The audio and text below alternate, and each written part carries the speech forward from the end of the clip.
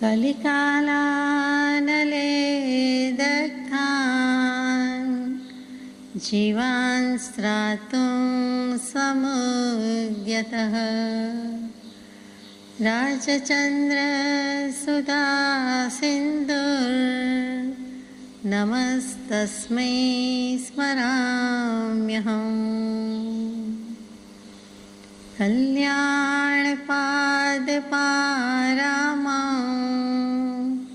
श्रुतगङ्गा हिमाचलम् विश्वाम्भोजरविन्देवां वन्दे श्रीनाथनन्दनम्।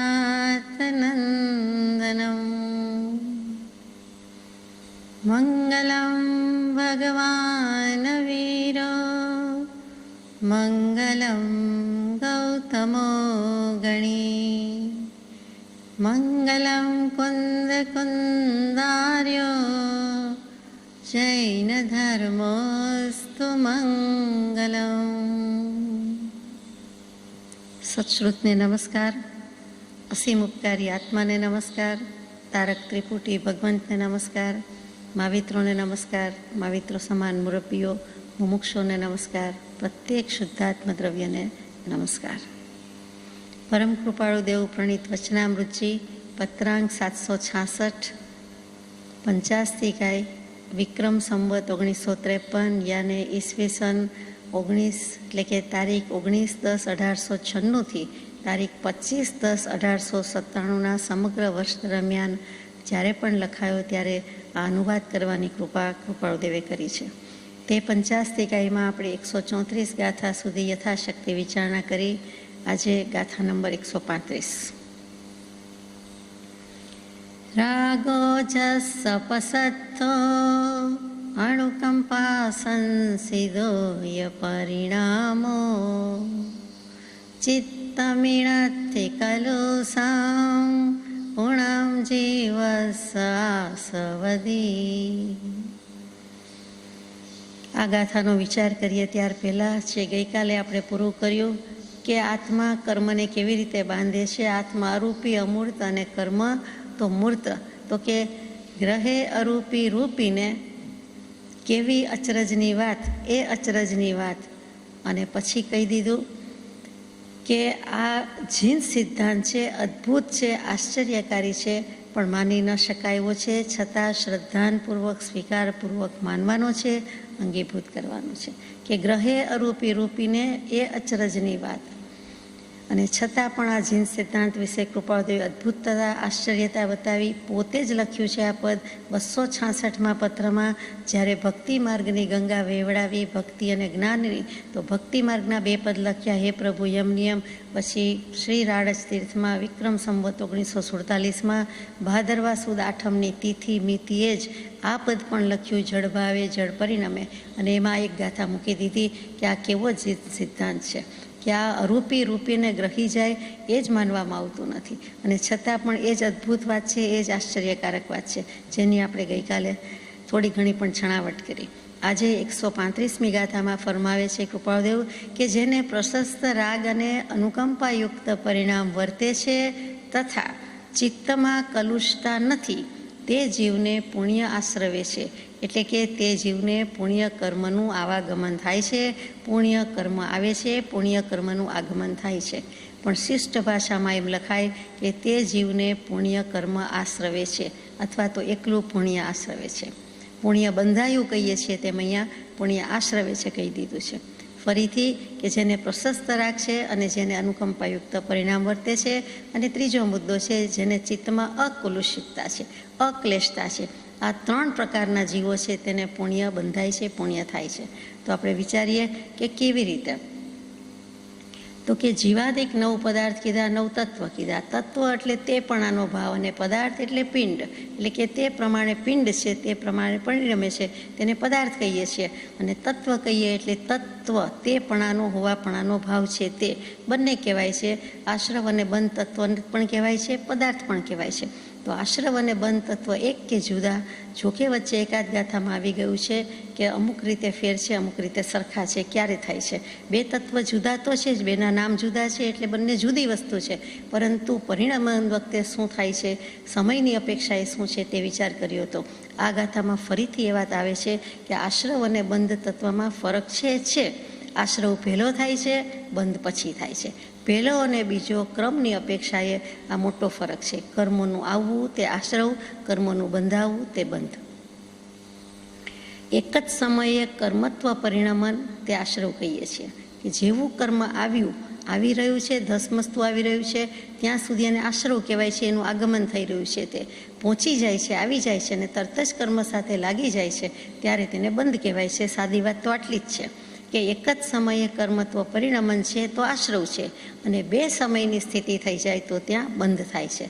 અહીંયા સમયની ગણતરી છે, 1 સેકન્ડ 1 મિનિટની પણ વાત નથી. એટલે કે પહેલો સમય અને બીજો સમય ત્યાં સુધીની વાત છે, અને તેની મોટી વાત, સૂક્ષ્મ વાત અહીંયા કહી દીધી છે કે જો પહેલા સમયે કર્મત્વ પરિણમન થાય છે તો તેમજ તે સમયે બંધ ન કહેવાય. આપણે એમ કહીએ કે એક વ્યક્તિ કે એક વસ્તુ આપણને ટચ કરી ગઈ, કે સહેજ જ સ્પર્શી, પણ સહેજ પણ સ્પર્શી ને, સ્પર્શના તો થઈ ને, અને જો એ ત્યાં ને ત્યાં વળગી ગઈ, ચોંટી ગઈ, બંધ થઈ ગયો, તો તે જ બંધ થઈ ગયો ને. રીતસરનું બંધ થાય પછી કહેવાય.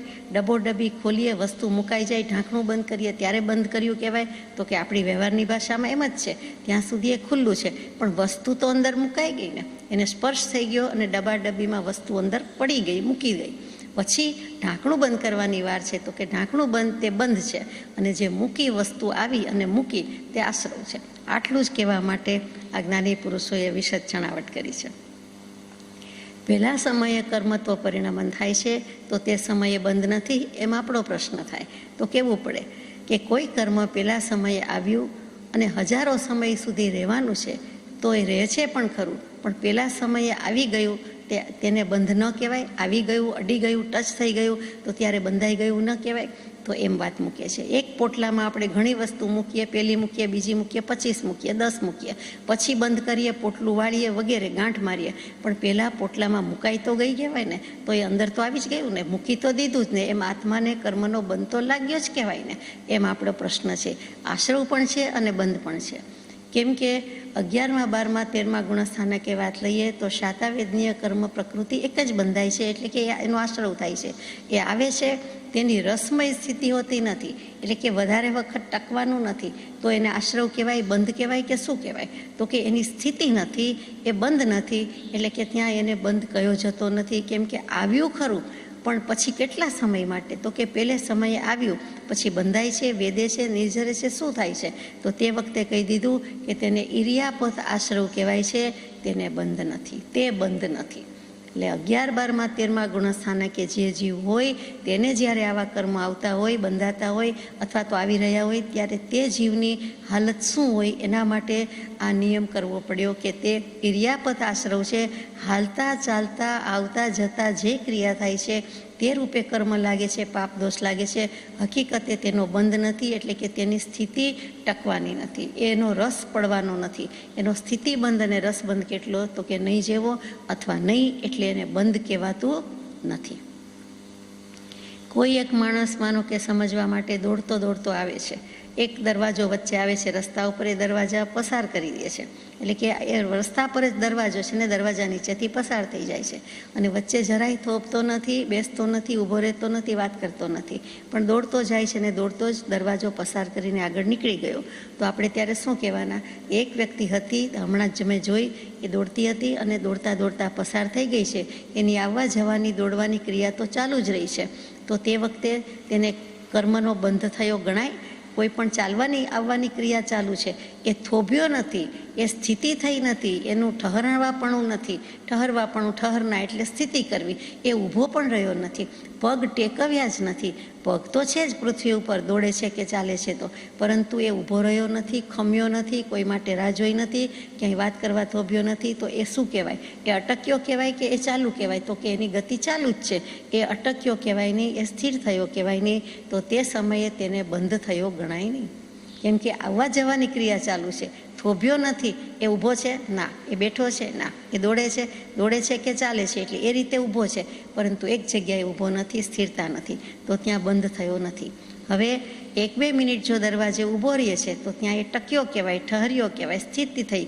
1 સેકન્ડ કે 10 સેકન્ડ માટે પણ પોઝ લઈ લે કે સેજ પગ રાખ્યા હોય તો પણ એને કહેવાય તો ખરો કે ઊભો રહ્યો, તો ત્યાં એને બંધ કહેવાય છે. એટલે સ્થિતિ થઈ એટલે બંધ કહેવાય છે. એ જ વસ્તુ કેવી છે કે જો ઠહરના, સ્થિતિ કરના એ જો હોય, ટકે, ઊભો રહી જાય, થોભી જાય, તો જ તેને ત્યાં બંધ છે. એટલે કે કર્મ આવી તો રહ્યા હોય છે, પરંતુ એને બંધ થવા દેવા કે ન થવા દેવા એ જીવના પુરુષાર્થની વાત છે. ધારો કે એ પ્રમાણે ઊભો રહ્યો તો શું 1 મિનિટ માટે ઊભો રહ્યો આપણે કહીએ કે નહીં? કેવું જ પડે કે તે વખતે તે ઊભ્યો, એટલે થોભ્યો એટલે ગમે કરે, કોઈ સાથે મળે વાત કરે અથવા એમનામ આરામ કરે, ઊભો રહી જાય તો પણ તે ઊભો રહી ગયો કહેવાય, તો તેને બંધ છે. એટલે આશ્રવ અને બંધ બંનેનો પ્રારંભ એક જ સમયે થાય છે. એ સિદ્ધાંત આમાંથી તારવવાનો છે. પહેલાં પછી શું? તો કે પહેલાં આશ્રવ છે, પછી બંધ છે, પરંતુ કર્મત્વ પરિણમનનું આવવું અને તેનું થોડા કે લાંબા કાળ સુધી રહેવું કે ટકવું, તે અપેક્ષાએ આશ્રવ પહેલો અને બંધ પછી. જેમ કે જોડકા જન્મે છે તે જ વાત સમજાય છે કે જરાક વાર માટે પણ એક પહેલું છે ને એક પછી છે. એવી જ રીતે કેવું છે કે આશ્રવ પહેલો છે અને બંધ પછી છે. અને તેમ છતાં જે ક્રિયા થાય છે તે તો તે જ સમયે થાય છે. એ પણ એટલી જ અગત્યની વાત છે ફરીથી કે અહીંયા આશ્રવ એટલે આ એટલે બધી બાજુથી, અને શ્રવ એટલે શ્રવવું, વહેવું. એટલે આશ્રવ એટલે કારમણ વર્ગણામાં કર્મત્વની અવસ્થા આવવી, તેનું નામ આશ્રવ. કારમણ વર્ગણા તો અનંતી પડેલી છે, પોતાનામાં અને બહાર, એમાં બંધાઈ જવાની કર્મત્વની એટલે કર્મપણાના ભાવની એવી જે અવસ્થા કે સ્ટેજ કે એક દશા આવી જાય છે, તેનું નામ આશ્રવ કહેવાય છે.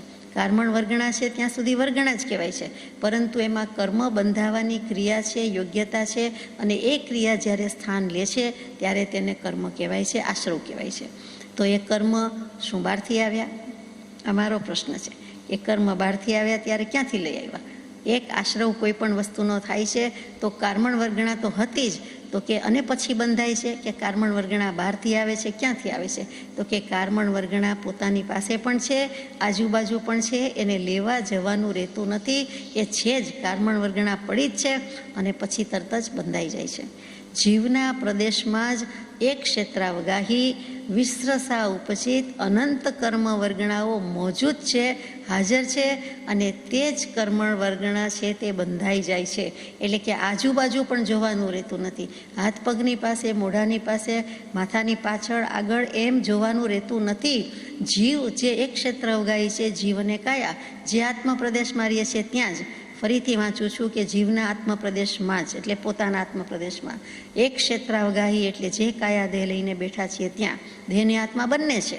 દેહને છે એટલે કારમણ વર્ગણા અનંતી પડેલી છે, અને એની સાથે સાથે વિશ્રસા ઉપચિત એટલે સ્વાભાવિક રીતે જ રહેલા છે. તે વિશ્રસા એટલે સ્વાભાવિક. તો પૂતગલમાં આપણે વિચાર્યું હતું કેટલાક પૂતગલ વિશ્રસા ઉપચયી છે, એટલે કે સ્વાભાવિક રીતે જ થયા કરે છે. તો એ વિશ્રસા ઉપચિત જે અનંત કારમણ વર્ગણા એ મોજૂદ છે. કોનામાં? જીવની અંદર, એટલે કે આપણા આત્મપ્રદેશોમાં તે મોજૂદ છે, હાજર છે, જે કર્મરૂપે થઈ નથી, હજુ કર્મ ભાવમાં પરિણમી નથી, કાચવી છે, પાકી થઈ નથી ટૂંકમાં, પરંતુ રો મટીરિયલ કયો કે કર્મરૂપ થયેલી વર્ગણાની જેમ જ જીવની સાથે રહે છે.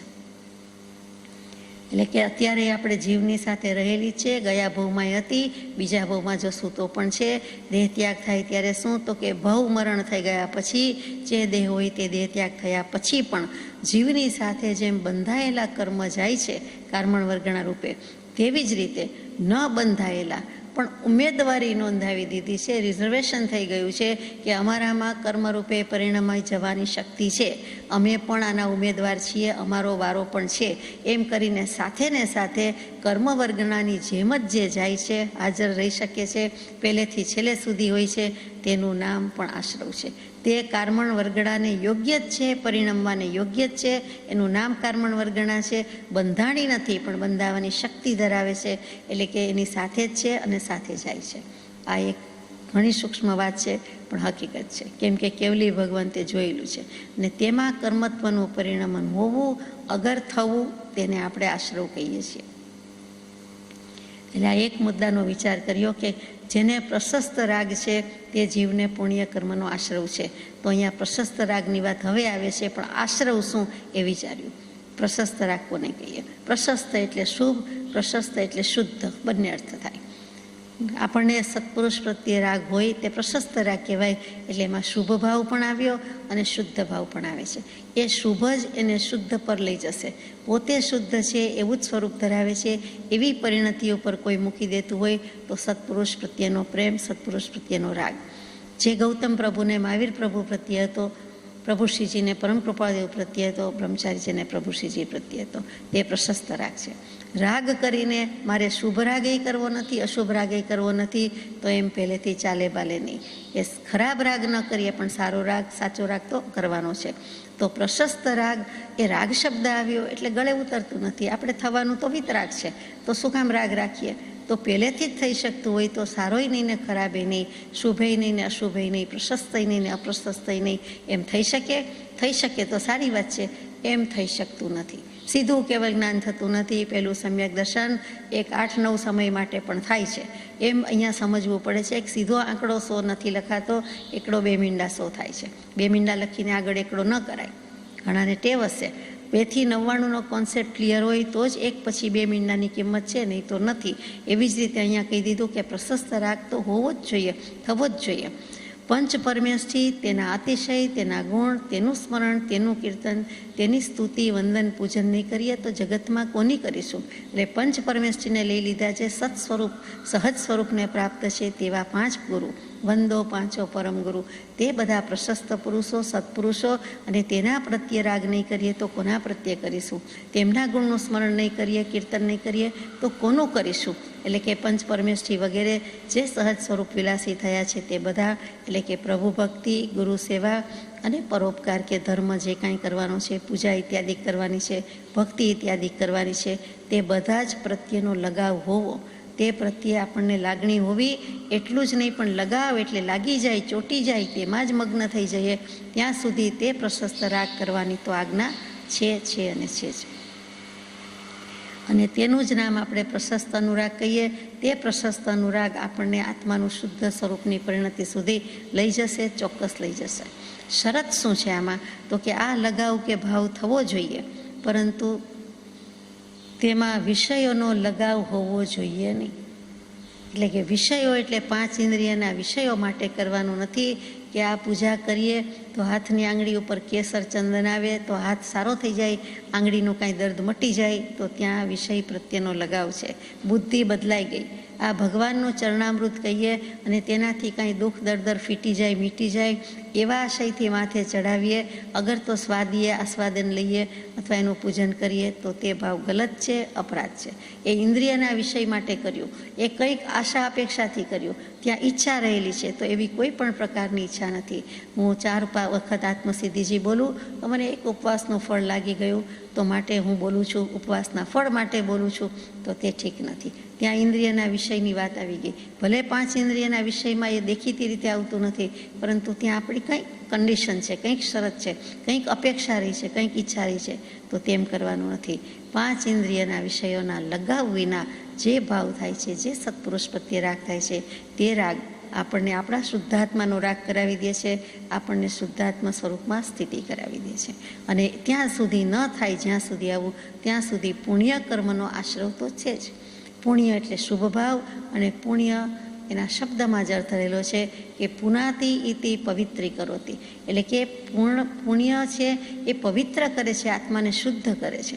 એટલે ત્યાં પવિત્રતાનો ભાવ છે, પવિત્રતાનો ભાવ છે એટલે નિર્દોષતાનો, નિર્મળતાનો ભાવ છે, ત્યાં સુધી લઈ જાય છે. માત્ર સારું કહી દઈએ તો ન ચાલે. શુભ એટલે સારું તો એમ ચાલે નહીં. અહીંયા શુભ એટલે પ્રશસ્ત, પ્રશસ્ત એટલે શુદ્ધ પર લઈ જાય તેવું પ્રશસ્ત.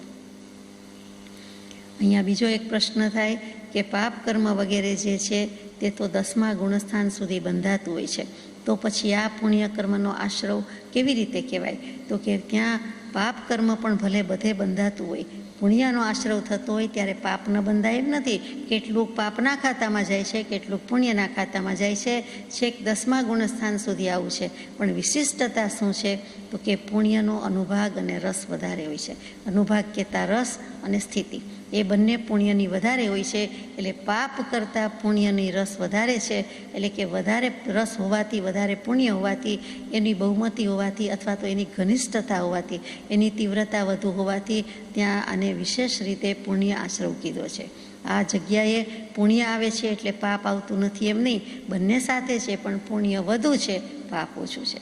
10માંથી 7, 9 માર્ક્સ પુણ્યને મળે તો 1% પાપને પણ મળે એમ નથી. એટલે કે એવી રીતે ગણવાનું છે કે રસ કોનો વધારે છે, તીવ્રતા ઘનતા કોની છે, તો કે પુણ્યની છે. માટે પુણ્યનો અનુભાગ વધુ હોવાથી આ ગાથામાં એમ કહ્યું કે પુણ્ય આશ્રવ પણ થાય છે. આગળ જઈએ છીએ આ ગાથામાં કે બીજો શું ફાયદો થાય છે, તો કે ઘાતી જેવા ઘાતી કર્મ છે તેનો પણ શિથિલ બંધ થાય છે. આવા પુણ્યના બંધથી અઘાતી કર્મમાં તો ફાયદો થયો, પરંતુ ઘાતી કર્મ જ્ઞાનાવરણીય, દર્શનાવરણીય, મોહનીય, અંતરાય કેમેય હટતા નથી. એ જે 4 ઘાતી કર્મ છે તેનો બંધ શિથિલ થાય છે. એ પુણ્યની પ્રકૃતિની વિશિષ્ટતા છે કે બંધ તો છે, બંધાય તો છે, સોનાનું પાંજરું બંધન તો છે, પરંતુ શિથિલ બંધ છે. એટલે ઘાતી કર્મ લૂઝનઅપ કરવામાં અથવા તો જ્યારે પણ એનો ક્ષય કરવાનો આવે ત્યારે તે ફાયદો થાય છે, એ હિત થાય છે. આપણને સહેલું પડે છે કારણ કે આ કર્મો હળવા પડી ગયા છે, એટલે આપણને ગમે તેવી વાત છે. પછી અનુકંપા. અનુકંપાથી કેવી રીતે થાય છે? અનુકંપાનો અર્થ સીધો સાધો છે દયા. તો કે દયાના પરિણામ થાય છે તે. તો દયામાં શું? તો કે અંતરંગમાં કરુણાનો ભાવ આવવો અને બહારથી મનથી, વચનથી, કાયાથી દયાને અનુકૂળ વ્યાપાર કરવો, એટલે કે પ્રવૃત્તિ કરવી. તેથી આપણને પુણ્યનો આશ્રવ થાય છે. દયા રાખો એમ તો આપણે બધા કહેતા જોઈએ છે, સાંભળતા જ હોય છે.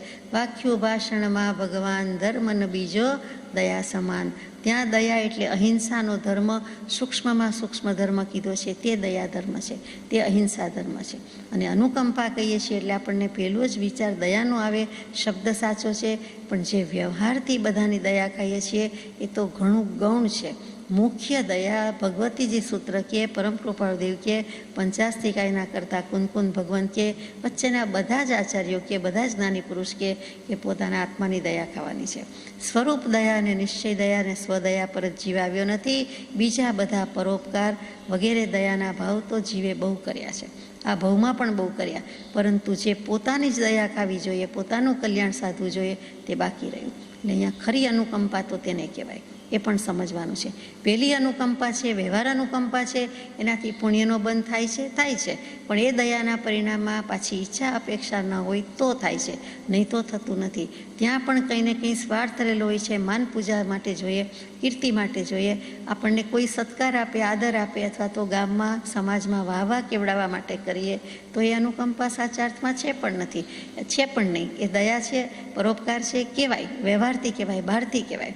અહીંયા તો અંતરંગમાં કરુણાનો સ્ત્રોત હોય અને બહારથી મન, વચન, કાયાથી જો દયાને અનુરૂપ વ્યવહાર કરે, પ્રવૃત્તિ કરે તો પુણ્યનો આશરો થાય છે. ત્યાર પછી અકલુષતા, કે ચિત્તમાં કલુષતા ન હોવી એટલે અકલુષતા. કલુષતા એટલે ક્લેશકારી પરિણામ ન હોવા, કશાય પરિણામ ન હોવા કે ન થવા દેવા, તેને પુણ્ય કર્મનો આશરો કયો છે. એ આપણે જાણીએ છીએ કે એવા ક્રોધમાન માયાલોભ ન કરીએ તો પુણ્ય કર્મ આપણા તરફ આવે જ છે, એની ગતિ ચાલુ જ છે. એટલે કે મંદ કશાય હોય, શાંતિ પ્રત્યેનો ઝુકાવ હોય, ક્રોધથી હટી જવાનો પ્રયત્ન હોય, માનને અહિત સમજતા હોય, નમ્રતાની વૃત્તિ રાખતા હોય, છળકપટને ભયંકર આગ સમજીને એનાથી દૂર જ રહેતા હોય, એના પર હાથ ન મૂકે, બિલકુલ સરળતા રાખે, નિર્દોષતા રાખે, તૃષ્ણા ન વધારે, લોભ ન વધારે, પરિગ્રહ ન કરે અને હોય તેમાં સંતોષની વૃત્તિ રાખીને જીવન ગુજારે તો પછી તે મંદ કશાઈ છે. અને કશાયની ઉપશાંતા માત્ર મોક્ષ અભિલાષ. ભવે ખેદ પ્રાણી દયા તે કહીએ જિજ્ઞાસ, તે કહીએ ત્યાં આત્માર્થ નિવાસ, અને ભવે ખેદ અંતરદયા તે કહીએ જિજ્ઞાસ. એ જ શબ્દો પાસેથી કૃપાળુદેવે કામ લીધું છે. પહેલી આત્માર્થની નિવાસની ભૂમિકા તૈયાર કરી અને એ જ ઇવેન્ચ્યુઅલી આગળ જતાં જતાં જિજ્ઞાસામાં પરિણમે છે. આટલું થઈ જાય તો બસ છે, કેમ કે તે જિજ્ઞાસુ જીવને થાય સદગુરુ બોધ. તો આપણને સદગુરુનો બોધ તો લાગવાનો જ છે. એટલે શરત આટલી જ થઈ, કશાયની ઉપશાંતા. એટલે આ ગાથામાં 3 વસ્તુ આવી અને તેમાં છેલ્લી તે અકલુષતા, ચિત્તમાં ક્લેશકારી પરિણામ ન કરવા. આ બધા વિશેષણ કે વાત મૂકી દીધી તે કશાયની ઉપશાંતા માટે જ છે. એનો અર્થ જ એ છે ક્રોધમાં કેમ, માનમાં કેમ, માયામાં કેમ ને લોભમાં કેમ. આગળ જઈએ. પુણ્ય કર્મના આશ્રવ પછીની ગાથા 136. અરહંત સિદ્ધ સાહુસુ ભક્તિ ધમ્મ મિજાય ખલુ ચેઠા અણુગમણમ ફી ગુરુણમ પસત્થરાગો તે ઉચંતી. પરુત્થરાગો તે ઉચંતી, પસત્થ નથી. અનુવાદ છે અર્યંત સિદ્ધ અને સાધુમાં ભક્તિ, ધર્મમાં પ્રવૃત્તિ અને ગુરુ આદિકને અનુસરવું એને પ્રશસ્ત રાગ જ્ઞાની પુરુષો કહે છે. હવે પસત્થ જ શબ્દ હોવો જોઈએ, પ્રશસ્ત છે એટલે, પરુત્થ નથી, પ્રશસ્ત છે. તો કૃપાદેવી અનુવાદમાં શું કીધું? અર્યંત સિદ્ધ ને સાધુ એટલે પંચ પરમેષ્ઠી આવી ગયા. એમ કે આચાર્ય ઉપાધ્યાય એ પણ સાધુ કે મુનિ તો છે જ, પછીનું વિશેષણ છે, પછીની એમની ગુણવત્તાની કક્ષાએ કહેવાય છે. કેટલાક ગુણો ઉદ્ભવ વિકાસ પામે છે માટે કેટલાક ઉપાધ્યાય છે અને કેટલાક આચાર્ય છે, પરંતુ બધા જ બેઝિકલી સાધુ મુનિ તો છે જ. કેવલી ભગવંત પણ મુનિ તો છે જ. તો અહીંયા અર્યંત સિદ્ધ અને સાધુમાં ભક્તિ કીધી. અર્યંતની ભક્તિ એટલી બધી કેમ સારી? તો કે અર્યંત ભગવાનની ભક્તિ નહીં કરીએ, વિતરાગ પરમાત્માની નહીં કરીએ તો જગતમાં કોની કરીશું? તીર્થંકર દેવ, દેવાધિદેવ, વંદનીય સદેહે છે ત્યાં સુધી તે અર્યંત છે, કેવલી પ્રભુ છે, તો તેની ભક્તિ કરીએ છીએ. અને તે સિવાયના પણ કેવલી છે, એ સદેહે પરમાત્મા છે, જીવનમુક્ત દશાવાન છે, એટલે કે સ્થિત પ્રજ્ઞ છે. તો તે બધા અર્યંત ભગવાન છે. કર્મનો ભાંગીને ભૂકો કરી નાખ્યો, ઘાતી કર્મનો ક્ષય કર્યો, ચકચૂર કર્યું. હવે એક પૂતગલ પરમાણુ માત્ર સાથે એને સ્પર્શતા રહેવાની નથી, એવી જેની દશા થઈ ગઈ છે. આ છેલ્લો ભવ, છેલ્લા થોડાક આયુષ્યના વર્ષો કાપે છે, ગુજારે છે, તેવા અર્યંત પ્રભુને તો આપણે નમસ્કાર કરીએ જ છીએ અને એને વંદન પૂજન પણ કરીએ છીએ, એની સ્તુતિ કરીએ છીએ. પછી સિદ્ધ ભગવાન છે, એ તો અઘાતી કર્મને ક્ષય કરીને જતા રહ્યા છે. હવે એને દેહ જ નથી, નિરંજન નિરાકાર રૂપે બિરાજે છે. બધું જ સિદ્ધ થઈ ગયું, સ્વરૂપ સિદ્ધ થઈ ગયું અને કર્મને પણ સિદ્ધ કરીને ઓસિરાવી દીધા કે તમે તમારે રસ્તે, અમે અમારે રસ્તે. હવે અમારી સાથે અણુ માત્ર જેટલું, પરમાણુ માત્ર જેટલું પણ રાગાદિક ભાવ નહીં હોવાથી, કોઈ સ્પર્શના નહીં હોવાથી, મન વચન કાયા કર્મ નથી, એની વર્ગણા તો ક્યાંથી જ હોય. એટલે હવે અમે સિદ્ધ શિલા પર બિરાજીએ છીએ. એવા સિદ્ધ પરમાત્મા છે કે જેની આજુબાજુ નિગોદ રહેલી છે, તેમ છતાં તેને કોઈ નિસ્બત નથી. કદી તેનામાં ઝુકાવ પરિવર્તન આવવાનું નથી. નિગોદને લાભ થાય તો થાય, થવો જ જોઈએ. સિદ્ધાત્મા છે, જીવતા જાગતા સંપૂર્ણપણે સિદ્ધ એવા સિદ્ધાત્માની અસર એ નિગોદને નહીં થાય, થવી જ જોઈએ. એ નિગોદનો જીવ એક બહાર નીકળીને સિદ્ધ થશે, પહેલાં વ્યવહાર રાશિમાં આવશે અને પછી સિદ્ધ થશે. પરંતુ સિદ્ધ ભગવંતને કોઈ નિસ્બત નથી. જુઓ, આજુબાજુ બધું કાદવ કીચડ હોય તોય કમળ ઉગે જ અને એની સ્થિતિ ન ભાવે જ, એનું આયુષ્ય હોય ત્યાં સુધી ટકે જ, પ્રફુલ્લિતતાથી વિકાસ પામે. એમ નથી કહેતી કે આ પોલ્યુટેડ એર છે, ગંદુ પાણી છે, પ્રદૂષણ છે, હું નહીં ઉગું, નહીં જન્મું, અથવા તો મને શ્વાસ લેવામાં તકલીફ પડે છે, એમ કહેવાનું નથી. એ એની રીતે વિકાસ કરે જ છે. તો આ તો સિદ્ધ પ્રભુ છે, એને તો કોઈ વિકાસ કરવાનું હવે છે જ નહીં. અને ત્યાં નિગોદના જીવ હોવા છતાં, દુનિયા આખીનું જ્ઞાન દેખાતું હોવા છતાં, એક સમયમાં ઝળકતું હોવા છતાં, કોઈ લેવા દેવા નહીં, કોઈ રાગ દ્વેષ નહીં, કોઈ નિસ્બત નહીં. આત્મા તો છે જ, ચેતના તો છે, બધી ખબર પડે છે, પરંતુ કાંઈ નહીં. કેમ કે અહીંથી જ મૂકી દીધું હતું, અહીંથી જ આપણને એકલા મૂકીને જતા રહ્યા. સંસારી જીવો, તમે તમારું ફોડો, મેં મારું ફોડી લીધું અને હવે હું મારું નિજ સ્વરૂપ સંપૂર્ણપણે સંભાળીને સિદ્ધશિલા પર જાઉં. તે સિદ્ધ ભગવંત અને તેની ભક્તિ કોણ ન કરે? જે સમજે તે તો કરે જ, ન સમજે તે પણ અજાણ ભાવે કરે, અજ્ઞાત ભાવે કરે કે આવા કોઈક ભગવાન થઈ ગયા છે, હતા એક વખત પણ હવે થઈ ગયા, આપણી વચ્ચે નથી. તો એવા અર્યંત, એવા સિદ્ધ. અને એ થયા શેમાંથી? તો કે સહજ સ્વરૂપની સાધના કરી, સહજ સ્વરૂપની સિદ્ધિ હાંસલ કરી, સાધુ થયા, મુનિ થયા, આત્મજ્ઞાનની પ્રાપ્તિ કરી, પછી થયા છે. માટે તે બધાને લઈ લીધા છે. તે બધાના ગુણ જ એવા છે, ભગવાનના ગુણ જ એવા છે કે ત્યાં ભક્તિ કરવાનું બંધ થઈ જાય. તો તેમાં ભક્તિ કરે. પછી ધર્મમાં પ્રવૃત્તિ. માત્ર હા હા બહુ સારા તમને વંદન નમસ્કાર એમ કહીએ ચાલે નહીં. એ કંઈ એની આજ્ઞામાં રહ્યા ન કહેવાય. એ બહુ સારા છે, એમની આજ્ઞામાં રહેવું જોઈએ. એમની આજ્ઞા શું છે કે તું તારા સ્વભાવ સ્વરૂપને સંભાળીને રહે, અમારે બીજું કાંઈ તારી પાસેથી જોઈતું નથી. તો એ રીતે આપણે એમને સ્મરણ કરીએ છીએ, અર્યંતને અને સિદ્ધને અને સાધુને. એમાં ભક્તિ કરીએ છીએ. પછી કેવલી પ્રરૂપિત તત્વ હોવાથી તમે જે કહ્યું તે પંચાસ્તિકાયનું સ્વરૂપ આ પ્રમાણે છે, 6 દ્રવ્યનું સ્વરૂપ આ પ્રમાણે છે, 9 તત્વ આમ જ છે. સાચા દેવગુરુ ધર્મ આને જ કહેવાય. અને એની શ્રદ્ધા કરીએ તો જ સમ્યક દર્શન. અને પછી આત્માનુભવ, કેવલ જ્ઞાન, મોક્ષ, તો એ મને માન્ય છે, એવી રીતે એની ભક્તિ કહેવાય. કે તમે જે કહ્યું તે સહી, કેવલી પ્રરૂપિત તત્વની શ્રદ્ધા જેવી તેવી વાત નથી. હું આમ માનું છું, બીજા આમ કહે છે, એમ નહીં. કેવલી ભગવાન શું કહે છે, આત્માનું સ્વરૂપ, વસ્તુનું સ્વરૂપ, જેવું જોયું, જાણ્યું, અનુભવ્યું, એથી વિશેષ મારે બીજો કોઈ નથી. એથી વિશેષ બીજો કોઈ દુનિયામાં છે જ નહીં, હોઈ શકે જ નહીં. એટલા માટે તમે જે કહ્યું તે મને માન્ય, મંજૂર, એમ કબૂલાત કરતાં કરતાં આગળ જઈએ. તો એ ભક્તિ કરી, પછી એના ધર્મમાં પ્રવૃત્તિ કરી. એણે જે કીધું છે તે આચરીએ છીએ. તે આ બધો પ્રશસ્ત રાગની વાત થાય છે. તો પ્રશસ્ત રાગને જ આપણે એક લક્ષ્ય બનાવી દીધું કે આપણું નિશાનું શું છે, તો કે પ્રશસ્ત રાગ, અને પછી તે શુદ્ધ સ્વરૂપની પ્રાપ્તિ કરવી. તો પુણ્યનો આશ્રવ તો થાય જ છે, પરંતુ સાથે સાથે એક સ્થૂળ દૃષ્ટિએ આપણે પ્રશસ્ત રાગને લક્ષ્ય બનાવ્યું, નિશાનું બનાવ્યું. એટલે એની પ્રધાનતા થઈ ગઈ કે ભક્તિ કરીએ તો જ મોક્ષ. માત્ર ભક્તિ, ભક્તિ ને ભક્તિ. આપણે જે કરીએ છીએ તે કીર્તન ભક્તિ વધારે છે, વંદન ભક્તિ વધારે છે, પણ નવધા ભક્તિ કઈ છે? તો હવે ભક્તિની જ પ્રધાનતા થઈ જાય તો શું થઈ જાય છે? તો કે ત્યાં વિચારવા જેવું થઈ જાય છે કે એ પ્રધાનતા આવી જાય એટલે અજ્ઞાની મિથ્યાત્વી છે એને પણ પ્રશસ્ત રાગ તો સંભવે છે.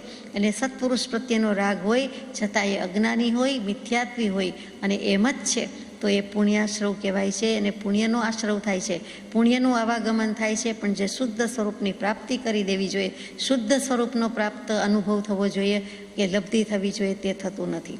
તે થવાને વાર છે. થાય તો છે પણ પછી થાય છે. એટલે કે પ્રધાનતા ભક્તિની આવી ગઈ તો આવી ગઈ. તે પ્રશસ્ત રાગ છે, એ અજ્ઞાનીને પણ હોય અને મિથ્યાત્વીને પણ હોય. એટલે આપણે એમ માનીએ કે આ બહુ ભક્તિ પ્રધાન જીવ છે અથવા ભક્તિમાન છે એટલે તેને મિથ્યાત્વ ન હોય, એમ નથી. તેને અજ્ઞાન ન હોય, એમ નથી. હોઈ શકે છે, ભલે પછી તે જ તેનું કારણ થવાનું છે, તે પરિણામ પ્રાપ્ત કરવાના છે. પણ તે વખતે શું છે, તો તે વખતે અજ્ઞાની કે મિથ્યાત્વીને પણ સત્પુરુષ પ્રત્યેનો રાગ અને ભાવ હોઈ શકે છે, ભક્તિ હોઈ શકે છે. જ્ઞાની પુરુષને આ શું થાય છે? જ્ઞાની પુરુષને ભક્તિ હોય કે નહીં? તો કે હજુ એમને આગળ મંજિલ સર કરવાની છે. આચાર્ય ઉપાધ્યાયને સાધુ હોય પણ એને એમ થાય કે અર્યંત પરમાત્મા હું નથી થયો, અર્યંત પદની પ્રાપ્તિ બાકી છે, યાને કેવલ જ્ઞાન બાકી છે. કેવલ જ્ઞાનીને એમ થાય કે હજુ સિદ્ધત્વનો લક્ષ્ય છે પણ ત્યાં પ્રાપ્તિ બાકી છે. ભલે કેવલ જ્ઞાન થઈ ગયું એટલે જઈશું. તો જ્ઞાની પુરુષો આ બધા આવી ગયા. એનો લક્ષ્ય શું છે? તો કે એને પણ પુણ્યનો આશ્રવ તો થાય છે, આવે છે. એને પણ આવા પરિણામ તો થાય છે, અને એ સાતિશય પુણ્ય બંધાય છે અને પુણ્યના આશ્રવનું કારણ બની જાય છે. એટલે કે એનો પ્રશસ્ત રાગ છે તે મોક્ષ માર્ગ વિશેનો છે. એટલે કે મોક્ષના માર્ગ પ્રત્યેનો રાગ છે, કોઈ એક વ્યક્તિ વિશેષનો નથી. પણ અનંતા સિદ્ધ ને અનંતા કેવલી આપણી પહેલાં થઈ ગયા એવો રાગ તો એને પણ સંભવે છે. એટલે ભક્તિ વગેરે તો તે પણ કરે છે, એને હોય જ છે. પરંતુ મોક્ષ માર્ગનો છે લક્ષ્ય હજુ બાકી છે. શું? તો કે પરિણતિ બાકી. કઈ પરિણતિ બાકી? તો સમાધાન અને સમાધિ સુધીનો માર્ગ અથવા પરિણતિ તે બાકી છે, જે ધીમે ધીમે તેમને પણ થતી જાય છે. એટલે કે સંપૂર્ણ સમાધિ કહેવાય ક્યારે? પરિપક્વ સમાધિ, પરિપૂર્ણ સમાધિ કેવલ જ્ઞાન વખતે છે. નિર્વિકલ્પ સમાધિ સંપૂર્ણ સમયની તે વખતે છે, ત્યાં સુધી હજી કમી છે, કચાશ છે. ગમે તેવા સાધુ હોય, ગમે તેવા મુનિ હોય, ગમે તેવા આચાર્ય હોય, ગમે તેવા ઉપાધ્યાય ભગવંત હોય, એમાં લખનાર આચાર્ય ભગવંત કુંદ કુંદ દેવ પણ બાકાત નથી. નિયમ તે નિયમ કે કેટલીક કચાશ હોય, હજુ પ્રમત્ત અપ્રમત્ત ગુણસ્થાન પણ હોય, શ્રેણી ન માંડી શક્યા હોય, કેવલ જ્ઞાન ન પ્રાપ્ત કરી શક્યા હોય, તો આ બધો જ પ્રશસ્ત રાગ છે. પણ એને સમાધાન અને છેવટની સમાધિ સુધી ચોક્કસ લઈ જશે તે વિચારવાનું છે, તે માનવાનું છે. એટલું જ નહીં, પણ બીજો ફાયદો શું થાય છે આ પ્રશસ્ત રાગ રાખવાથી? તો કે અપ્રશસ્ત રાગનું બિલકુલ ખંડન થઈ જાય છે, નષ્ટ ભ્રષ્ટ તહસ નહસ થઈ જાય છે, જે મોક્ષ માર્ગમાં અનિવાર્ય છે. આ પ્રશસ્ત રાગ રાખીને ફાયદો શું? તો કે શુભ રાખીને શુદ્ધના લક્ષ્ય છે, અને જે અશુદ્ધ છે, અશુભ છે, એ બધા રાગનું ખંડન થઈ જાય છે. યાને કે કુદેવ, કુગુરુ, કુધર્મ એની ડિક્શનરીમાં નથી, એ નીકળી જાય છે. કદી કોઈ ક્યારે કોઈ ક્ષણે એક સમય માટે પણ, એક પળ માટે પણ તમારા કહેલા તત્વની શંકા ન થાય. એટલે કે ત્યાં એને કુદેવ, કુગુરુ, કુધર્મમાં એક સમય માટે પણ શ્રદ્ધા ન થાય. એટલે કે સાચાની છે એટલે ખોટાની નીકળી ગઈ, બિલકુલ નીકળી ગઈ, નાશ પામી ગયો. કહું છું કે ડિક્શનરીમાં જ નથી, અને તે મોટામાં મોટો લાભ થાય છે. આટલી દશાએ પહોંચેલા જ્ઞાની પુરુષને પણ આ લખ્યું જાય છે, સમજવું પડે છે કે કેમ એમ છે. તો કે કુદેવ, કુગુરુ, કુધર્મ નહીં, એટલું જ નહીં પણ વિષયો પ્રત્યેનો બિલકુલ લગાવ નથી. એટલે એ બંને નીકળી જાય છે. એટલે કે ચારે ચાર વસ્તુ નીકળી જાય છે ત્યારે ત્યારે એમ કહેવાય કે હવે એને ઇન્દ્રિયના વિષયના સાધનનું પણ મંડન કરી નાખ્યું છે, ખંડન કરી નાખ્યું. એટલે આ અપ્રશસ્ત અશુભ એ કચરો જોઈએ જ નહીં, એ મળ છે એની સાથે મેળ પડે તેવું નથી, એટલે કાઢી મૂક્યા છે. એટલે આ મહત્વ છે કે એટલી જ જગ્યા છે, આટલા જ જગ્યામાં તો કે એક સત્પુરુષના પગલાંની જ જગ્યા છે, અનંતા એમાં આવી ગયા, વધારે જગ્યા જ નથી. એમ કહી દે છે કે પ્રશસ્ત રાગની જ જગ્યા છે, અપ્રશસ્ત રાગની રૂમ અવકાશ જગ્યા હવે મારી પાસે નથી. એમ કરીને જ્ઞાની પુરુષો આગળની સિદ્ધિ પ્રગતિ હાંસલ કરતા જાય છે. ગાથા નંબર 137. તિસિદં બુભોખિદં વાદુહિદં દઠોણ જોદુદ્વહિદમણો પડિવચ્ચદિतं કિવયા તસે સાહોદિ અણુકંપા. અનુવાદમાં ફરમાવે છે કે તૃષાતુરને, ક્ષુધાતુરને અને રોગીને અથવા બીજા કોઈ પણ દુઃખી જીવ હોય તે એના દુઃખ જોઈને તેનું દુઃખ મટાડવાના ઉપાયની ક્રિયા કરવામાં આવે તેનું નામ અનુકંપા છે. આપણને એમ થાય કે આપણે અનુકંપાનો અર્થ તો સમજીએ છીએ, જ્ઞાની પુરુષો જેને અનુકંપા કહે છે તે હજુ સમજી શક્યા નથી. જ્ઞાની પુરુષો પોતાના આત્માની દયા ખાવાનું સ્વરૂપ દયા, નિશ્ચય દયાને ખરેખર અનુકંપા કહે છે કે સામે કાંઈ જોયું નથી, જાણ્યું નથી કે તરત જ પોતાના આત્મપ્રદેશો કંપી ઉઠે છે, આંદોલન જાગી ઉઠે છે, વાઇબ્રેશન શરૂ થઈ જાય છે કે અરે હું દુઃખી કે સુખી, હું મારો વિચાર કરું. ભિખારીને જોઈને, રોગીને જોઈને, દર્દીને જોઈને કે ભૂખ્યા તરસ્યાને જોઈને એ બિચારાને દયા ખાતા ખાતા પોતાના આત્માનો વિકલ્પ કે સંકલ્પ ત્યારે જ થવો જોઈએ, અને તો જ ખરી અનુકંપા છે કે શું કરવાથી પોતે સુખી, શું કરવાથી પોતે દુઃખી, પોતે શું ક્યાંથી છે આપ એનો માગો શીઘ્ર જવાબ. હું કોણ, હું સુખી છું કે દુઃખી? સામાન્ય જોઈને આપણને એમ જ થાય છે હું તો સુખી, કેમ કે સ્થૂળ દૃષ્ટિએ, બાહ્ય રીતે, વ્યવહારિક દૃષ્ટિએ જોયું કે એની પાસે ખાવા નથી, પીવા નથી, મારી પાસે બધું છે. તે અપેક્ષાએ વાત ખોટી પણ નથી, પણ ત્યાં પોતાને જે સુખ સાધન મળ્યા છે તેનું અંશે પણ અભિમાન છે કે મારી પાસે તો છે, તેની પાસે નથી. આ જીવડું બિચારું ક્ષુલ્લક છે, કાંઈ કરી શકે નહીં. એટલે ત્યાં મને મનુષ્યત્વનું અભિમાન કહેવાય કે હું તો કરી શકું, મારે હાલતું ચાલતું લેવું હોય, પકડવું હોય, જીવાડવું હોય, મારવું હોય, મૂકવું હોય, અથવા એને જેમ કરવું હોય તેમ હું કરી શકું છું, એ કરી શકતું નથી. તો ત્યાં અનુકંપાની સાથે સાથે અભિમાનનો, પોતાની જે પર્યાય છે તેનો અભિમાનનો અંશ રહ્યો છે. આ ઘણી સૂક્ષ્મ વાત છે અને તે ખોટી છે. સામા જીવનું, પરદ્રવ્યનું, પરભાવ હું કાંઈ કરી શકું છું, એને ગ્રહણ કરી શકું, લઈ શકું, મૂકી શકું, એ જ કરતાપણાનું માન કે અભિમાન છે અને એ કરવા યોગ્ય નથી. સ્વાભાવિક થઈ જાય કોઈ પણ વિચાર વિકલ્પ વિના એ જુદી વાત છે. બાકી આને બિચારાને હું તો તડકેથી છાંયે લઈ જઈ શકું, હું લઈ જઈ શકું એવું છે જ નહીં. એના પુણ્યનો ઉદય હોય તો એવો ભાવ થાય, આપણે ત્યાંથી પસાર થઈએ અને હાથમાં લેવાની ધૃષ્ટતા કરીએ, અથવા તો સાહસ કરીએ, અથવા બાજુ પર મૂકીએ. એટલે એ પણ સાથે છે એ ભૂલી જવાય છે. એટલે અનુકંપાની વાત કરતા હતા કે આત્મપ્રદેશો કંપી ઉઠે, યાને જાગી ઉઠે. ખળભળાટ તો થાય છે, પણ ખળભળાટથી પોતે ખળભળી ઉઠે, પોતાની આંતરવર્ગણા, કાર્મણ વર્ગણા ખળભળી ઉઠે, પોતાના આત્મપ્રદેશ કંપી ઉઠે કે હું બીજાને કહું છું, હું અનાથ આશ્રમમાં મદદ કરું તો હું અનાથ છું કે હું સનાથ છું? હું બીજા બાળકોને અનાથ ગણીને મદદ કરવા જઉં પણ પોતે અનાથ કે સનાથ? તો કે જો આત્માની પ્રાપ્તિ હોય, સદગુરુની પ્રાપ્તિ હોય, એના શરણે પડ્યો હોય તો સનાથ કહેવાય, નહીં તો પોતે અનાથ છે. પોતાને પોતાનું શરણું કોનું શરણું છે? તો કે સત્પુરુષનું શરણું લીધું છે, જેના આશ્રયથી પોતાને પોતાનું શરણું મળે તો એમ કહેવાય કે હવે હું આત્મા પરાત્માનો નાથ થયો, જે અનાથી મુનિ શ્રેણિક રાજાના સંવાદમાં છે. તો અનન્ય શરણનો આપનારો છે કોઈ અને મળ્યો છે, અથવા એ ભેદી પુરુષ છે, એને આપણે શરણમાં મસ્તક મૂક્યું છે અને આપણને અનન્ય શરણનું ભાન કરાવ્યું, થયું, તો પછી કહેવાય કે હવે હું સનાથ છું, બાકી તો અનાથ જ છીએ. એટલે એ મદદ કરતી વખતે પણ આવા કોઈક ભાવ, આવી કોઈક જાગૃતિ તો વર્થ છે, સાર્થક છે.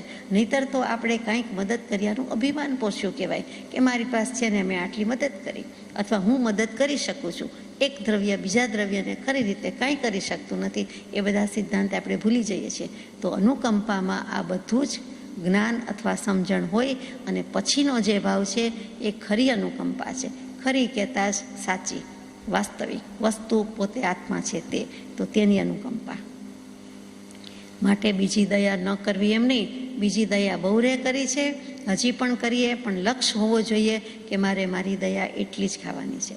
જેમ બધા કહે કે તમે પોતે પોતાનું કંઈ રાખ્યું છે કે નહીં, પોતાનું સંભાળ્યું છે કે નહીં, પોતાની કંઈક બચત છે કે નહીં, પોતાનું અકાઉન્ટ ખાતું છે કે નહીં, પોતાને પોતાનું થઈ શકે તેટલું તમારી પાસે છે, એમ જેમ આપણે પૂછીએ છીએ આપણી જાતને, એમ આ પણ પૂછવાનું છે કે પોતાનું કાંઈ ખરું, પોતાનો વિચાર કરો.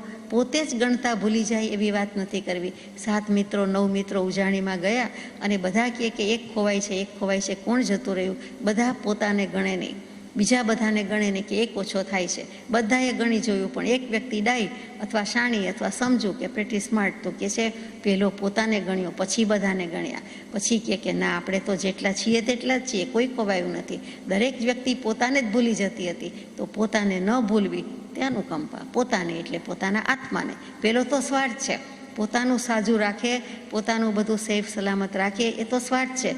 પણ અહીંયા તો આત્માની વાત છે, એટલે ત્યાં સ્વાર્થ કેવો હોય તો કયો, પણ સાચો સ્વાર્થ તો એ જ છે. સ્વનો અર્થ, સ્વ એટલે પોતે, પોતે પોતાનું ફોડી લેવું, પોતાનું સ્વરૂપ સંભાળી લેવું.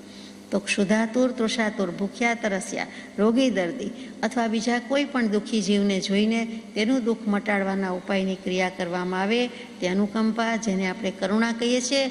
ગૌતમ બુદ્ધને બીજા 4 જીવો જોઈને જે દુઃખ લાગ્યું ને જે અનુકંપા થઈ તે અનુકંપા, કે એનાથી એણે પોતાના આત્માના સ્વરૂપની જાંચ તપાસ શરૂ કરી કે ખરેખર આ વસ્તુ શું છે, આત્મા કેમ અને કેમ આ જીવો દુઃખી અને હું સુખી, કે બધા કેમ, આમ આ જગતમાં ઇમ્બેલેન્સ કેમ છે, વૈષમ્યતા કેમ છે, એક રાય ને એક રંગ કેમ છે, એમ બધો ઉહાપો થયો અને નીકળી પડ્યા તે વાત છે. તો એવી કરુણા, એવી અનુકંપા.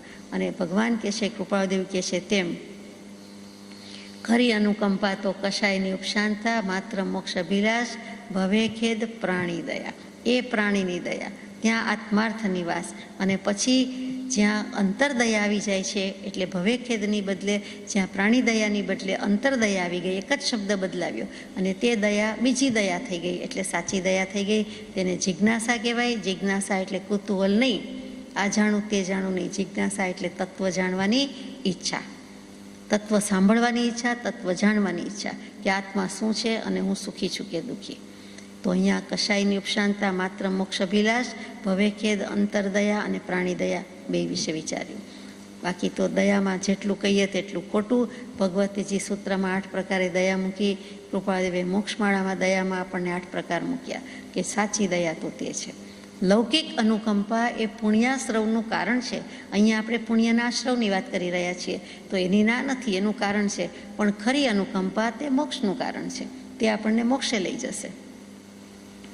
તુલસીદાસજીમાં આવે કે દયા ધર્મ કા મૂલ હે, એવું કંઈક આવે. પછી દયા મુખ્ય છે, એટલે ત્યાં મૂળ શબ્દ આવે છે કે મૂળથી દયા કરે છે. જ્ઞાની પુરુષને દયા નથી, જ્ઞાની પુરુષની દયા અલૌકિક છે, જુદી જ દયા છે. પોતાની પણ દયા છે, બીજાની પણ દયા છે. એને આપણે કરુણા કહીએ, વાત્સલ્ય કહીએ. તો કે મૂળથી દયા હોવાથી એ અધ્યાત્મ ચિકિત્સા કરે છે, એ સારવાર પણ કરે છે આપણા બધા જીવોની. દુઃખી, દર્દી, રોગી જ છીએ આપણે. ભવરોગ છે, ઉપાધિ છે, ત્યાં સુધી રોગી દર્દી જ છીએ. કોઈ આપણે દર્દ વિનાના સ્વસ્થ કહેવાય જ નહીં. તો કે ત્યાં અધ્યાત્મ ચિકિત્સા કેવી રીતે કરે, તો કે મૌલિક છે. મૂળ શબ્દ પરથી મૌલિક આવ્યું કે મૂળમાંથી પકડે છે કે તમને ભવરોગ છે, તમને ઉપાધિ છે, આધિ છે, વ્યાધિ છે. એટલે સંસાર છે એ જ દુઃખ છે, એ જ રોગ છે. તમે એમાંથી નીકળી જાઓ. આત્મભ્રાંતિ સમરોગ નહીં, સદગુરુ વૈદ્ય સુજાણ, ગુરુ આજ્ઞા સમપથ્ય નહીં, ઔષધ વિચાર ધ્યાન.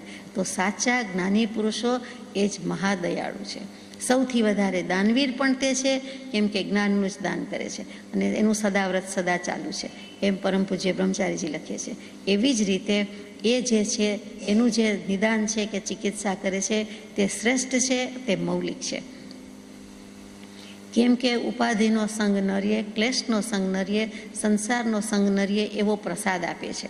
અને એ પ્રસાદ જ મોટી વાત છે. એટલે કે જ્ઞાની પુરુષનો પ્રસાદ એટલે જ્ઞાની પુરુષની કૃપા એ મુખ્ય વાત છે. અને એ દયા એના મૂળમાં રહેલી છે.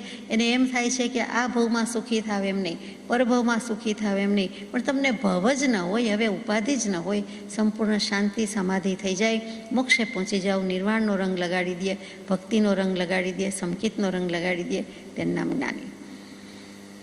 જ્ઞાની પુરુષમાં એમ પણ કહે કે અંતે એ દયા પણ મૂકવાની છે. કૃપાળદેવ પ્રભુશ્રીજીએ એમ પણ કીધું છે કે ક્યાં સુધી દયા ખાવાની, અંતે કહે છે એ દયા પણ મૂકવાની છે. કે પરનું કાંઈક કરી શકું કે થઈ જાય એ પણ નહીં. કેમ કે આપણને જોઈને એટલે કે બીજા જીવને જોઈને જ્ઞાની પુરુષને જે દયા આવે છે એમાં ખેદ પણ છે.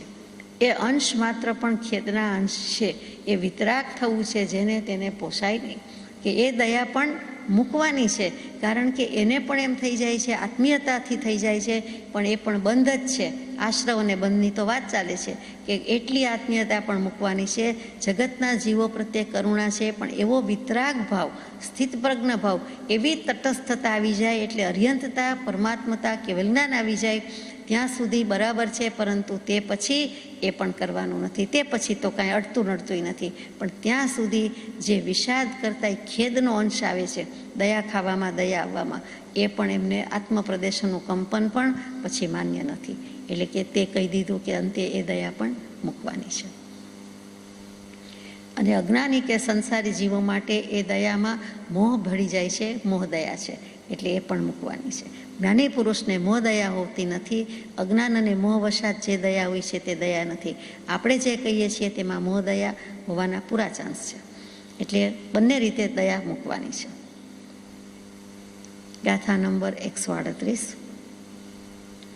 ક્રોધો વજદમાણો માયા લોભોય ચિત્તવાસે જ જીવસ ગુણ દીકોહમ કલુસોતીય તમ બુધાવેંતી. અનુવાદમાં કહે છે કે ક્રોધ, માન, માયા અને લોભની મીઠાશ જીવને ક્ષોભ પમાડે છે અને પાપ ભાવની ઉત્પત્તિ કરે છે. ક્રોધમાન, માયા, લોભ જ બધું બગાડે છે. શું કામ કરે છે? બતાવે છે કે કોઈ પણ કશાયના ઉદયથી આપણું ચિત્ત જ્યારે ડોળાઈ જાય છે ત્યારે તે ક્ષોભ છે. પાણી જેવા પાણીમાં સેજ કાંઈક પડે એટલે એમ થાય કે ડોળાઈ ગયું. કાંઈ પડતું ન દેખાય તો પણ આપણે કહીએ આ તો ડોળું પાણી, આ તો મેલું પાણી, આ તો વાસી પાણી, આ તો 2 દિવસથી પડેલું ભરેલું રાખી મૂકેલું છે, 8 કલાકથી પડેલું છે, 24 કલાકનું છે, વગેરે વગેરે. એ ડોળાશ, એ મેલ ગમતા નથી. નાની પુરુષને પણ આપણું ડોળાપણું, આપણા મેલ ગમતા નથી. કે માખીની જેમ શું લબદાયા કરો છો સંસારમાં? શું કામ એમાં પડ્યા છો? શું કામ રોગી થઈને ફરો છો? રોગ છે એમ તો સ્વીકારો. પેલો તો એ આપણો સ્વીકાર નથી કે અમને રોગ છે. ભવરોગ છે એમ આપણે માનીએ તો છે, નહીંતર તો એમ જ કહીએ કે અમને તો નિરોગી કાયા છે, ભગવાનની કૃપા છે, દયા છે, પૂર્વ પુણ્યનો ઉદય છે, શરીરમાં કાંઈ વાંધો નથી. શરીરમાં વાંધો નહીં હોય, સારી વાત છે. આત્મા તો કે એ તો હજી ભવ કરવા પડે છે, ફરવું પડે છે. તો કોઈ પણ કશાયના ઉદયથી ચિત્ત ડોળાઈ જાય છે. ચિત્ત કહેતા ત્યાં મન, એ ડોળાઈ જાય છે. એનો ઉપયોગ ભૂલ ભૂલામણીમાં પડે છે, અશુદ્ધપણાને ભજે છે, અશુદ્ધ જ છે અને શુભાશુભ થયા કરે છે, તો એક ક્ષોભ છે. એટલે કે પાણી જેમ ક્ષુભિત થયું ને વલય તરંગ થાય છે, એમ આપણે પણ કંઈક ક્ષોભ પામી જઈએ છીએ, સંકોચ પામી જઈએ છીએ આ કશાયના ઉદયથી. તો કશાય રૂપી પવનથી આ ચિત્તરૂપી સમુદર ખળભળી ઉઠે છે, ઢોળાઈ જાય છે, ખળભળાટ થાય છે. મોજા તરંગ આપણને કેટલો બધો બોધ આપી જાય છે કે આમ જ આપણા મનમાં સંકલ્પ વિકલ્પના મોજા ખળભળી ઉઠે છે. અને તે કશાય જ્યારે મંદ હોય છે ત્યારે ચિત્તની પ્રસન્નતાનો શુભ ભાવ વેદાય છે. એ પણ સાચી વાત છે. જ્યારે પણ કશાયનું મંદપણું હોય ત્યારે કેટલી શાંતિ લાગે. તો કશાય નિર્મૂળ થઈ જાય તો કેવી પરમ શાંતિ હોય એ પણ સમજાય છે. તો કે કશાયની મંદતામાં ચિત્ત પ્રસન્ન હોય આપણને ત્યારે એમ થાય કાંઈ ઉપાધિ નથી, બધું જ સારું છે. જેમ વાયુ, પિત્ત ને કફ ત્રણેય પ્રકૃતિ બેલેન્સમાં હોય, સમભાવે હોય, સમપરિણતિ હોય ત્યારે કોઈ તકલીફ નથી. શરીર એકદમ સાજું સારું લાગે. ક્યાંક સેજ ડખો થાય, ક્યાંક સેજ પંક્ચર થાય, ક્યાંક સેજ ઇમ્બેલેન્સ થાય એટલે બધું થાય આજે આમ છે, અત્યારે આમ લાગે છે. એવું જ આમાં છે કે કશાય અને કશાયની મંદતા થઈ એટલે ચિત્ત પ્રસન્ન પ્રસન્ન, ખુશ ખુશ, પ્રફુલ્લિતતા. જાણે કે દરરોજ દિવસ આવો જ જતો હોય તો, અથવા દરેક કલાક દરેક મિનિટ આવી જ હોય તો એમ આપણને શુભ ભાવ થાય છે. તો એ જ જ્ઞાની પુરુષ કહે છે કે ત્યારે પુણ્યનો આશ્રવ થાય છે, ચિત્તની પ્રસન્નતા આવી જાય છે. આત્માનો સ્વભાવ આમ પણ ક્રોધ વગેરે તો છે જ નહીં. ખાસ તો એ જ કેવું છે, કશાય થાય છે એનો અર્થ જ એમ છે કે આવે છે ને જાય છે. એ સ્થિતિ કરીને ટકી શકતા નથી આપણી સાથે, લાંબા સમય સુધી રહેતા નથી. અને રીએ કદાચ તો પણ એને જવાનો સમય તો છે જ. કેમ કે આટલો વખત આવ્યા અને આટલો વખત ગયા અને આટલો વખત રહ્યા, એનો અર્થ જ એમ કે એ તો ચંચળ છે, આવે છે ને જાય છે. તો આત્માનો મૂળ સ્વભાવ તો ક્રોધ વગેરે કશાય છે જ નહીં. એ તો સાત્વિક, સાત્વિક અને સાત્વિક છે. આત્માનું કામ સાત્વિક જ છે. સત્વગુણ, રજોગુણ ને તમોગુણ. સત્વગુણ એ આત્માનું ગુણ, ત્રણેય ગુણ કહી દીધા, પ્રકૃતિ કહી દીધી. સાંખ્ય દર્શનને તો આ ત્રણ પ્રકૃતિમાં જ આખી દુનિયા આવી જાય છે. પુરુષ આત્મા કાંઈ કરતો નથી, આ ત્રણ પ્રકૃતિ જ કર્યા કરે છે. એટલે કે આ કર્મની જ દુનિયા છે, બીજું કાંઈ નથી. પ્રકૃતિનો જ વિસ્તાર એને નજરમાં આવે છે. આપણે બીજી રીતે લઈએ છીએ કે તે સત્વગુણ છે એને પણ મૂકી દેવાનો છે, ગુણાતીત દશા પ્રાપ્ત કરવાની છે. પણ પહેલું તો સમજવું પડે કે સત્વગુણ કે સાત્વિક વૃત્તિ શું? તો કે પોતાના જ સત્વમાં, પોતાના જ સત્વને કારણે નિરપેક્ષ રહીને જે વાત જાગે તેનું નામ સાત્વિક વૃત્તિ છે. જો આપણે એમ કહ્યું કે આત્માનો સ્વભાવ ક્રોધ વગેરે નથી, તો સ્વભાવ શું છે? તો કે ઉત્તમ ક્ષમાની પરિણતિ રૂપે શુદ્ધ આત્મતત્વનું સંવેદન અને એનો અનુભવ, તે સાત્વિક વૃત્તિ છે, તે સાત્વિકતા છે. ઉત્તમ ક્ષમા કહેતા સ્વભાવમાં સ્થિતિ કહી દીધી, પછી તો કાંઈ વિસ્તાર છે, બોલવાનું રહેતું જ નથી. સ્વભાવમાં સ્થિતિ થઈ એટલે શુદ્ધ આત્મતત્વનો કરતા થયો, અને કરતા થયો એટલે એણે એ સ્વરૂપનો અનુભવ થયો, સ્વરૂપનું સંવેદન થયું. આ જીવની સાત્વિક વૃત્તિ કહેવાય કે હું જ્ઞાન પ્રકાશ માત્ર છું, હું ચૈતન્ય માત્ર જ છું, હું જ્ઞાન સ્વરૂપ અને ઉપયોગ એ જ મારું લક્ષણ, એ સ્વરૂપ જ છું. મારો આત્મા, મારો ભાવ, મારો ઉપયોગ મારા આત્મામાં, એ સિવાય બીજું કાંઈ નથી. એમ કરીને જ્યારે કહી શકે, કહી દે, કરી દે, ત્યારે એ જીવ સાત્વિક થયો કહેવાય, જેમાં આપણે અનુભવ થયો કહેવાય. સત અસ્તિત્વ, પોતાનો અસ્તિત્વનો અનુભવ તેને ત્યારે થઈ ગયો, તેનું નામ સાત્વિક અને સાત્વિક વૃત્તિ. હવે સાત્વિક બીજી રીતે ગઈએ તો શું? તો કે પોતાના જ સત્વમાં જેમ અનાજ વગેરેને, વનસ્પતિ વગેરેને રસકસ હોય છે, એ આત્માના રસકસની જ આ વાત છે. સત્વ કહેતા આત્માનો રસકસ. રસ કેવું છે? એ સત કેવું છે? પોતાના જ સત્વમાં, એટલે કે પોતાના અસ્તિત્વમાં, પોતાની સત્તામાં, પોતાના જ સત્વને કારણે પોતે જે સ્વરૂપે છે તે એને લીધે એમાં નિરપેક્ષ રહીને બીજી કોઈ ઈચ્છા અપેક્ષા નથી. એટલે કે તટસ્થ રહ્યો છે, શુભાશુભમાં ગયો નથી, શુદ્ધ રાખ્યો છે. અને પછી જે વાત જાગે કે જે બાબત થાય તેનું નામ સાત્વિક વૃત્તિ. પછી જે ભાવ ઉઠે, જે વાત કહેતા અહીંયા ભાવ કેવો છે, જે કાંઈ બને છે તે સાત્વિક વૃત્તિ છે. એટલે કૃપાળુદેવે એટલે કે અહીંયા જ્ઞાની પુરુષે વ્યવહારમાં સાત્વિક વૃત્તિની વાત સરસ મૂકી છે. વ્યવહારમાં પણ આપણે વાપરતા હોઈએ છીએ તે જ સાત્વિકતાની વાત છે. ઘણા કહે કે આ જીવ સાત્વિક છે, આ જીવની સાત્વિક વૃત્તિ છે, આ જીવની રહન સહન રહેણીકરણની સાત્વિક છે. ઓછા છે જગતમાં, પણ સાત્વિક જીવો હજી છે ખરા. એમ જે આપણે બોલીએ છીએ, વ્યવહારિક કંઈ બોલીએ છીએ, પારમાર્થિક પણ કહીએ છીએ. વ્યવહારની વાતમાં સાત્વિકતા શું છે? કોઈ પણ પ્રકારનો આડંબર ન હોવો, અને પોતે કોઈની પ્રત્યે વિશેષ પરાધીનતા ન લગાડે કે ન રાખે, તેનું નામ સાત્વિકતા છે. કોઈ પણ પ્રકારનું વિશેષ આડંબર નહીં, જેટલું જરૂરી છે એટલું જ રાખે, આડંબર જ નહીં, વિશેષ શું, જેટલું જરૂરી છે, જેટલું છે તે સંતોષ છે અને તે મારીએ છીએ. અને કોઈ પ્રત્યે પરાધીનતા નથી, અને એની પરાધીનતાની વાત પણ ગમતી નથી, તે જ સાત્વિકતા છે. તો અહીંયા પણ મર્મ શું આવ્યો કે સત્વ પોતે, એટલે કે આત્મા પોતે પોતાના દ્વારા પોતાની આધીનતાથી સ્વતંત્ર થઈને પોતે એકલા જે પ્રકારે રહી શકે તે પ્રકારે રહેવું, તેનું નામ સાત્વિકતા. પોતે પોતાના દ્વારે પોતાનામાં અને બીજા બધાથી તો એકલો જ છે, ત્યારે સ્વતંત્ર જ છે, પરાધીન છે જ નહીં. એમ સ્વતંત્ર થઈને પોતે એકલો જે પ્રકારે રહી શકે છે તે પ્રકારે રહેવું, તેનું નામ સાત્વિકતા.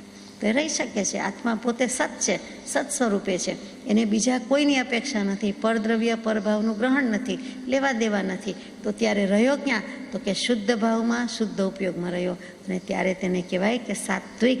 અત્યારે સાચો સાત્વિક છે, ભલે થોડાક સમય પૂરતો કે થોડીક મિનિટ પૂરતો, તો એ સાત્વિકતા છે.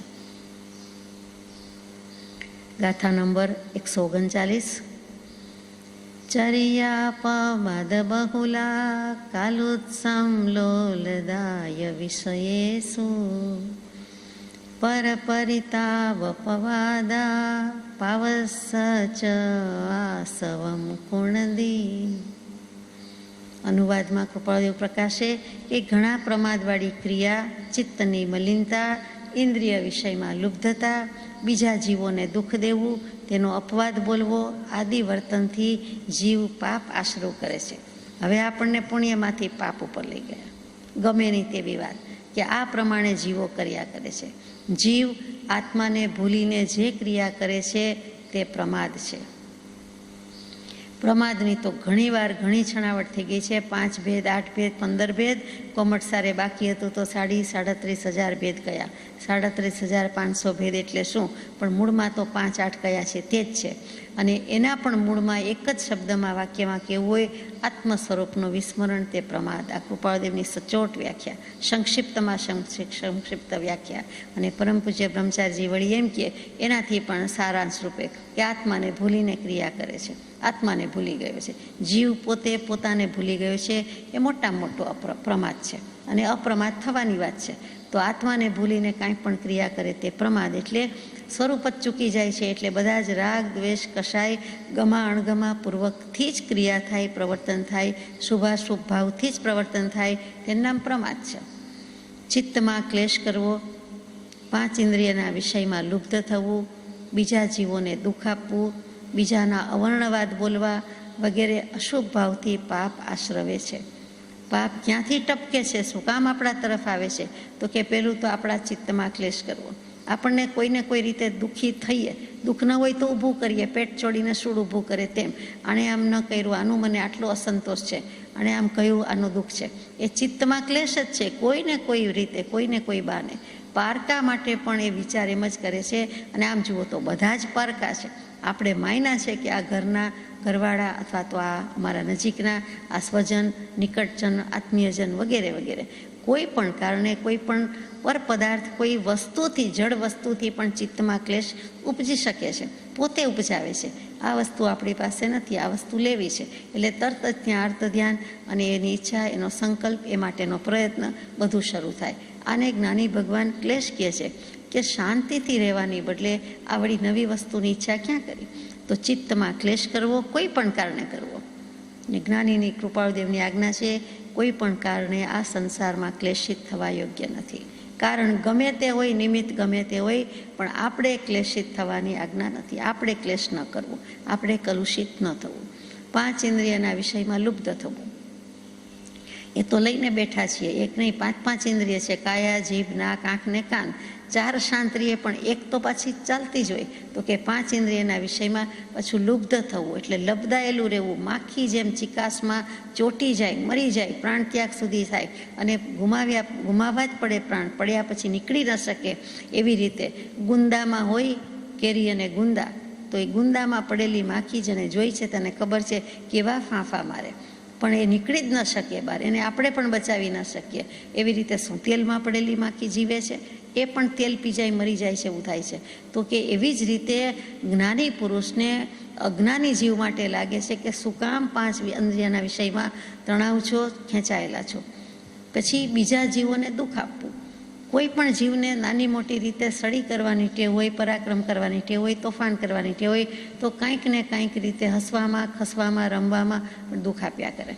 તો એ પણ છે, ટીઝ કરીએ, આપણે કહીએ એ ખીજાવવું, કોકને ખીજવવું, એનો અર્થ શું? દુઃખ લગાડવાનો જ પ્રયત્ન છે ને, હસવામાંથી જ ખસવું થતું હોય છે. તો પછી એ પણ પાપનો આશ્રવ છે. બીજાના અવર્ણવાદ બોલવા, આ વ્યક્તિ આમ છે, આ વ્યક્તિ આમ છે, અથવા તો આણે આમ કર્યું, આણે તેમ કર્યું. જ્ઞાની પુરુષના જો અવર્ણવાદ બોલાઈ જાય તો પાછો ક્યાંના ક્યાં જતા રહીએ. તો આ બધું અશુભ ભાવ છે અને આવા અશુભ ભાવથી પાપનો આશ્રવ થાય છે. પાપ આપણી પાસે આવે છે. પાપથી છૂટે તો રસ્તો મળે. યત્ન અને ઉપયોગથી વર્તે તો પાપથી છૂટે. આ બ્રહ્મચારીજી અર્થ કર્યા છે. સુંદર કે પછી મોટી મોટી વાત કરે છે, પણ પાપથી છૂટવાનો કાંઈ રસ્તો? તો કે છે યત્નથી રહેવું. કૃપાળદેવે મોક્ષમાળામાં યત્નનો પાઠ લખ્યો, આખો પાઠ લખ્યો. પછી ઉપયોગથી વર્તે, બેમાં બધું કહી દીધું. યત્ન અને ઉપયોગથી, કાળજીને સાવધાનીથી, સાવધાનીપૂર્વક વર્તે તો પાપથી છૂટે. આત્માનો સ્વભાવ તો નિરપવાદ છે, એટલે પોતાને જ અનુભવવાનો આત્માનો સ્વભાવ છે અને તેમાં જ શુદ્ધ વિશુદ્ધ આનંદ રહેલો છે. એણે બીજે ક્યાંય જોવા જેવું નથી. ઘણી વાર્તામાં આવે કે આડું અવડું જોવાનું નહીં, પાછળ જોવાનું નહીં, ઉપર નીચે જોવાનું નહીં, જમણું ડાબું જોવાનું નહીં, સીધું ચાલ્યું આવવાનું, નહીં તો ખેર નથી, નહીં તો મુવા ગયા. એવી જ રીતે આમાં કહે છે કે આત્માનો સ્વભાવ તો નિરપવાદ છે. પોતાને જ અનુભવવાનો હોય, પોતાનામાં જ રહેવાનું હોય. વળી બીજી આડી અવડીમાં શું કામ પડે છે?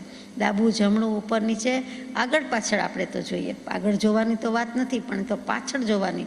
તો કે પાછળે જોવે, તો કે ત્યાં આત્મા નિરપવાદ માન્યો નથી. એ નિરપવાદ છે. આત્મા શુદ્ધ જ છે અને એની શુદ્ધિ અનુભવવાની છે, મેળવવાની છે. એટલે કે અશુદ્ધમાં ન જાય, અશુભમાં ન જાય, શુભમાં ન જાય તો શુદ્ધ જ છે. ગાથા 140મી. શરણાઓ યતિલેસા ઇન્દ્રિય વસદાય તરુદાણી નાણમ ચ દુપૌત્તમ મોહોપાવ પદા હોંદી. 4 સંજ્ઞા, કૃષ્ણ આદિ 3 લેશિયા, ઇન્દ્રિય વશતા, આર્તરૌદ્ર ધ્યાન, દુષ્ટ ભાવવાળી ધર્મ ક્રિયામાં મોહ, આ ભાપ આશ્રવ છે. આવા જે બધા ભાવ કરે છે તેને પાપનો આશ્રવ થાય છે. આગલી ગાથામાં આવ્યું, ફરીથી પાપનો આશ્રવ મૂક્યો છે કે આહાર સંજ્ઞા, ભય સંજ્ઞા, મૈથુન સંજ્ઞા, પરિગ્રહ સંજ્ઞા, આ 4 સંજ્ઞામાં જીવ વર્તી રહ્યો છે, ઇન્દ્રિયોને આધીન થઈને વર્તી રહ્યો છે, કાં તો આહારની સંજ્ઞામાં, કાં તો ભય, કાં તો મૈથુન, કાં તો પરિગ્રહ. પછી ન્યાય અન્યાયનો પણ વિચાર કરતો નથી અને વિશેષ પાપ બાંધે છે. જે કાંઈ પ્રવૃત્તિ, વ્યવસાય, ધંધો કરે છે એમાં પણ ન્યાય અન્યાય જોતો જ નથી, અન્યાયપૂર્વક રહે છે. કૃષ્ણ, નીલ અને કાપો તે 3 લેશિયાથી પણ પાપ બાંધ્યા કરે છે. અર્થ ધ્યાન કર્યા કરે છે, રૌદ્ર ધ્યાન કર્યા કરે છે અને પાપ કાર્યને ધર્મ માને છે એટલે વિશેષ પાપ બાંધે છે.